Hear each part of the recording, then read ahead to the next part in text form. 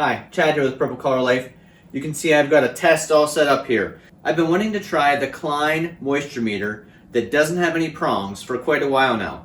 So I ordered it and I've been using it and the other two moisture meters for about 2 weeks. So I'm going to give you a comparison of them and a review of each of them, and then at the end I'll give you my opinion on which ones I like to use best. And I'm using moisture meters only for firewood. These moisture meters do a lot of other things, but for me, they're used primarily to test the firewood to make sure it's dry enough to go into our wood burner.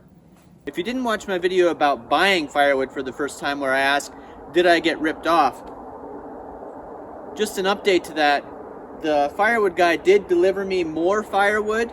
He actually, I think we were down to about here in this bin. He refilled it to the top, stacked it in the bin for me, so kudos to him. He did a great job with follow through and took care of the fact that we were a little bit short on that 1 cord of wood. So I'm going to grab a couple pieces out of here. I've actually already got some in the house that have been sitting inside for a little bit, but just for a comparison, I'll grab 2 out of here.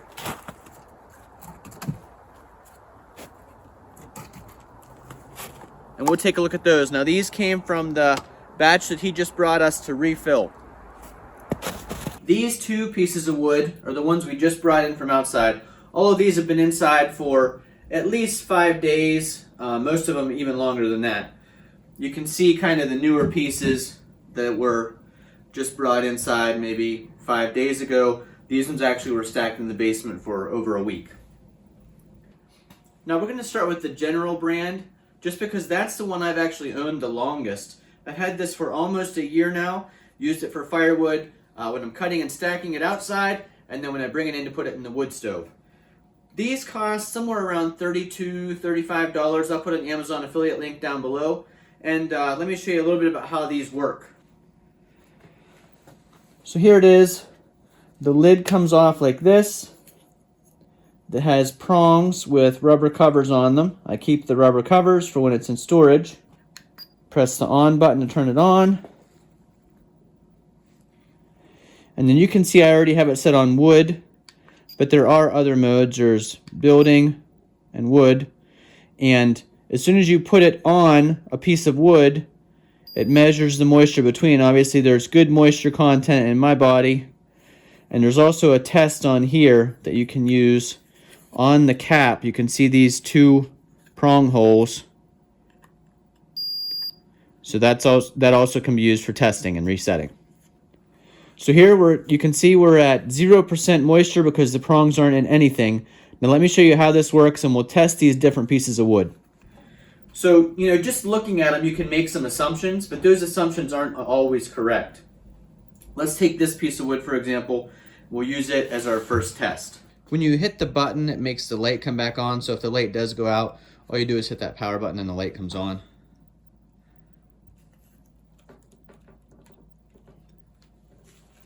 So we're at 11.6 or so in that wood. That's good. You can see it also gives us a blue indicator light that it's low moisture. So I would have no problem throwing this in the fireplace. Let's take a look at this one. It doesn't look quite as seasoned.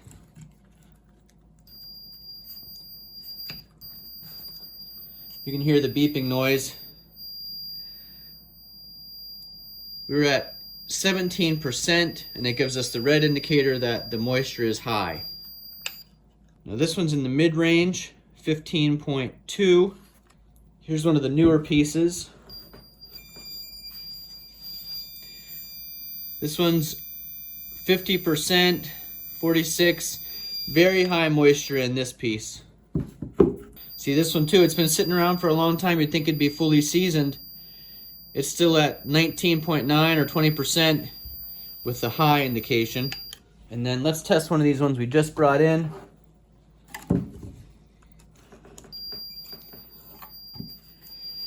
Same thing, 19.6. So there's the General. I've been happy with it. I like that it's got the color indicators as well as the percentages. I like that it is backlit. I like that it has the covers for the prongs. Nice cap, and it's worked fine for me. Just hold the button down to turn it off. So you can see I've used the purple marker here for Purple Color Life, and I've written down The percentages: 13.0, 12.0, 17.0, 50, 19, 19.6. Now we'll use the other two testers for a comparison. Next I want to do the R&D moisture meter. This is one of the more recent ones that I purchased, but I've been using it for a week, and I'll give you my thoughts at the end, but let me give you a good look at what it looks like. I'll put links to all of these down below, but just so that you know, this one is the least expensive. I believe it was $19.99 or just around $20. So this one feels a little bit lighter in the hand. It feels a little bit cheaper. The cap still works the same way, just comes off. There are no prong covers for this one, but the prongs are a little bit longer. I should mention also that the General did come with a spare set of prongs, or replacement prongs, with that moisture meter. Now this R&D one, you can see it's got A, B, C, and D that tell you the type of wood. So you press the on button, it turns on. You can do wood, paper, wall. Now I'm doing wood, and the wood that I'm doing is mostly hardwood. So that is letter C. So you have to press wood repeatedly till you see it says wood C. Now let's give this one a test. Oh, and I should also note they all came with batteries. This one has a battery indicator on the display, which is really nice. This one does take 2 AAA batteries. So we'll do the same test here. Previously, this one was 13.0 with the General brand. We are 13.2, so very close. I'll go ahead and write that down so that I don't forget.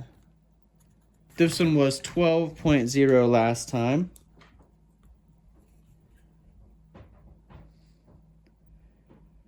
We're at 14.4. This piece was at 17.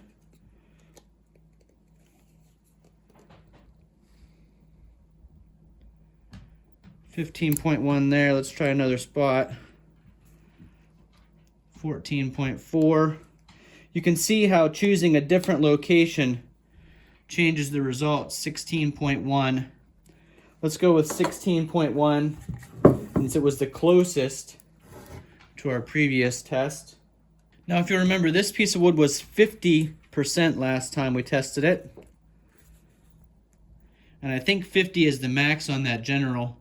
You can see here we're actually at 73.7. So that does give you a higher moisture percentage.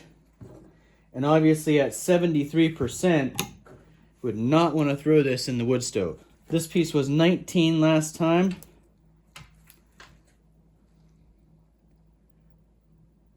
$21.0, and this piece that we brought in from outside was 19.6, 21.0. So there's our numbers. In every case but this one, this moisture meter read just a little bit higher, 2% at the most. 0.2% there in the drier wood, and obviously in the wettest wood, since it goes higher than the 50% that the General reads to, it read much higher. The last moisture meter I want to talk to you about is the Klein Tools prongless moisture reader. This moisture reader costs about $40 on Amazon, again linked down below. It does not use prongs. It's got a sensor on the back and uses EMF, electromagnetic fields, to sense 3/4 of an inch into the surface, under the surface of whatever you're testing, to test the moisture. So this is the one I was the most excited to try. I don't know if any of you tune in to Back 40 Firewood on their Friday night live stream. I usually do. It's at 9 p.m. Eastern time, Back 40 Firewood. And there's a good camaraderie there, good discussions about firewood. And I asked the question last week before I did this video because I wanted to know what people thought about the Klein Tools prongless moisture meter. Now, like I said, I've been excited about this one. It takes a 9-volt battery, came with the 9-volt battery, but I was concerned that not sticking prongs in the wood, how good could it really do? And I'm sure that it does great on like hardwood floors, or it's got a drywall function that senses moisture behind the drywall, which is a great idea. And Klein Tools is really a premium name. So I didn't mind paying $40 for this. I think it'll have lots of use for me, especially if it works great on this firewood, because I'll just be able to set it on each piece and not have to stick it in. So let's give it a try. This one has a power button in the center and the numbers light up rather than a backlight. And you can see that anything that's behind it does get sensed. So if I put my finger, it starts sensing the moisture in my body. You can see it, I can overload it really quickly just by having my finger on there. It does have a scale across the bottom that shows the moisture content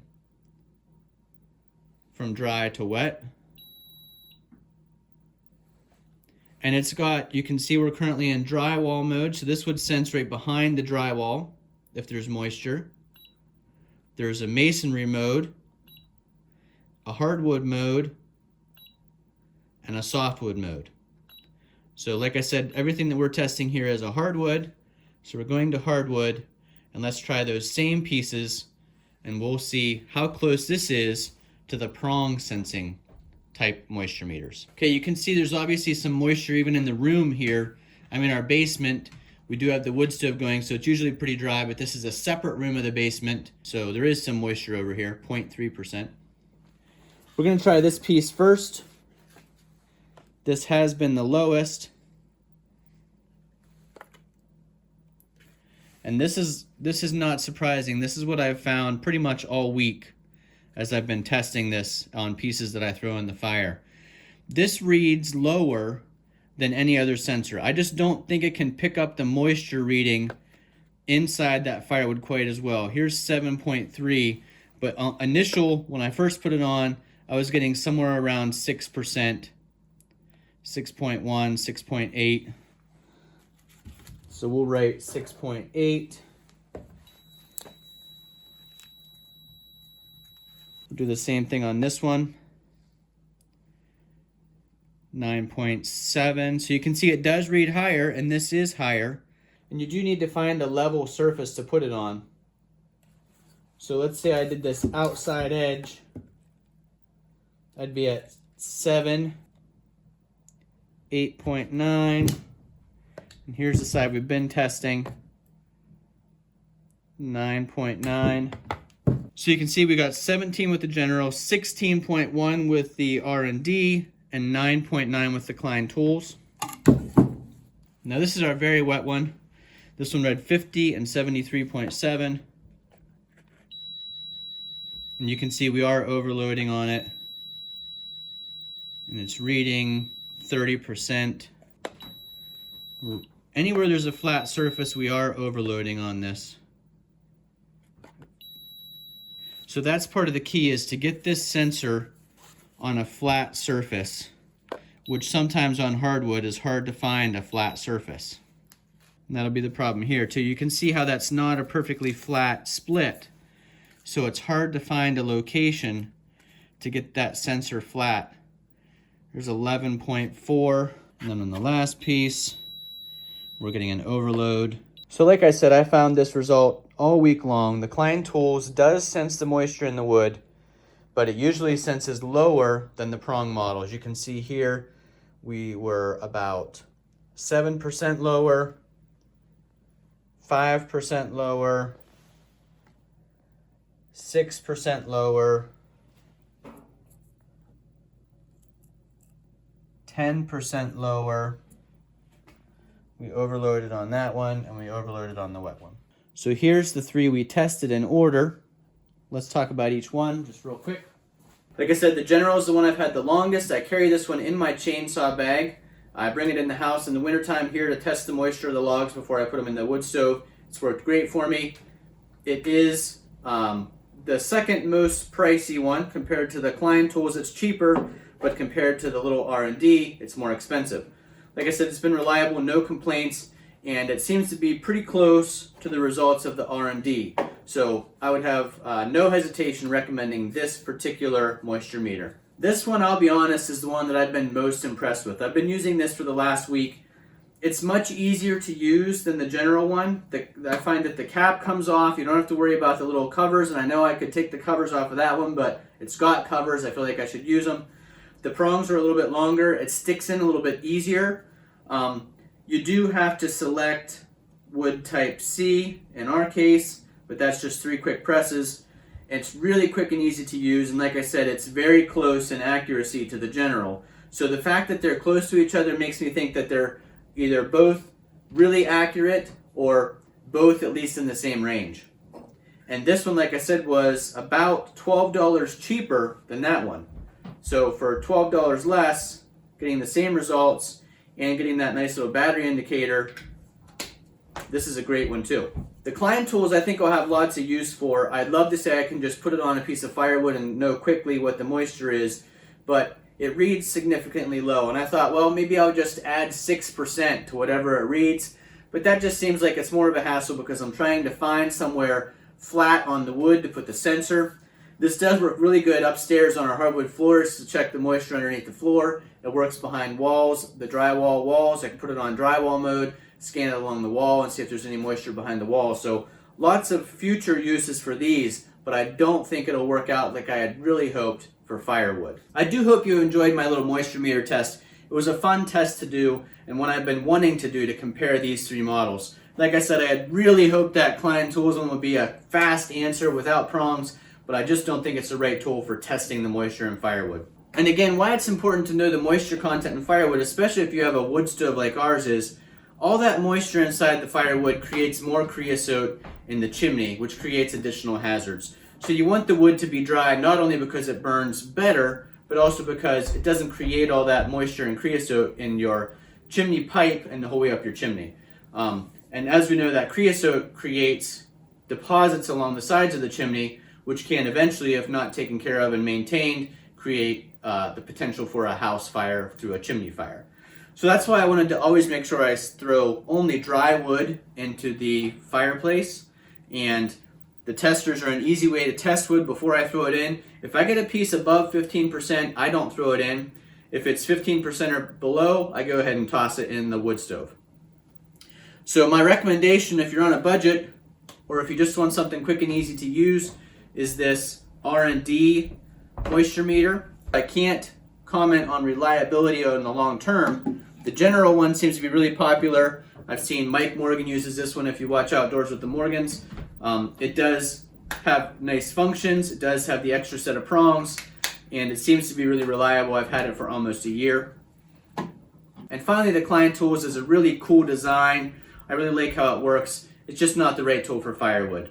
So if you need it to test behind your drywall to see if moisture's coming in, or test the hardwood floor before you put it down or after you put it down, great tool for that, but not the right tool for firewood in my opinion. If you like videos like this, make sure you click that thumbs up button down below. Comment down below on what tool you use to make sure your firewood is dry, or if you've just been doing it long enough that you can tell by look and feel.